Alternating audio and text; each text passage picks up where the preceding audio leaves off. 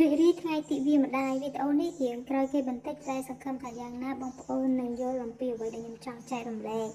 អញ្ចឹងអ្នកម្ដាយគឺជាស្ត្រីដ៏អស្ចារ្យអ្នកម្ដាយបានផ្ដល់កំណើតការស្រឡាញ់ផ្ដល់ភាពកក់ក្ដៅផ្ដល់ការអប់រំផ្ដល់ការចិញ្ចឹមបីបាច់ថែរក្សានិងលះបង់គ្រប់បែបយ៉ាងដើម្បីតែកូនស៊ូលំបាកហត់នឿយយ៉ាងណាក៏ដោយក៏គាត់មិនដែលត្អូញត្អែរដែរសូមជូនពរដល់អ្នកម្ដាយជាទីគោរពស្រឡាញ់របស់កូនទទួលបាននូវសុខភាពល្អសេចក្តីស្រឡាញ់មានសុភមង្គលនិងពោរពេញទៅដោយស្នាមញញឹមព្រមទាំងភាពរីករាយពេញមួយជីវិតផងដែរហើយក៏គង់ជាម្លប់កូនចៅនិយាយរួមទៅខ្ញុំអត់មានអ្វីបកស្រាយច្រើនទេបងប្អូនគ្រាន់តែថាការលាងជើងម្ដាយឬក៏ស្រង់ព្រះមិនចាំតែថ្ងៃបុណ្យទាននេះឲ្យទៅចិត្តយើងចង់មនុស្សភាគច្រើននៅពេលដែលជួបទុក្ខលំបាកតែងតែទៅរកគ្រូឬក៏កន្លែងដំណោះស្រាយអីផ្សេងដែលពួកគាត់ធ្លាប់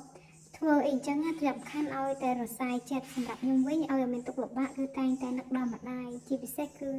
រៀបចំទឹកមុនដើម្បីឲ្យគាត់ប្រោះព្រំស្រោចដើម្បីលើកទឹកចិត្តខ្លួនឯងមកកម្រិតទៀតផងដែរហើយខ្ញុំក៏មិនភ្លេចការចាលាងសម្អាតបាតជើងរបស់គាត់ឲ្យស្អាតផងដែរហើយក៏មានភាពផ្សេងទៀតដែលយើងគួរតែគោរពប្រតិបត្តិសូមអរគុណជម្រាបលាបាយបាយ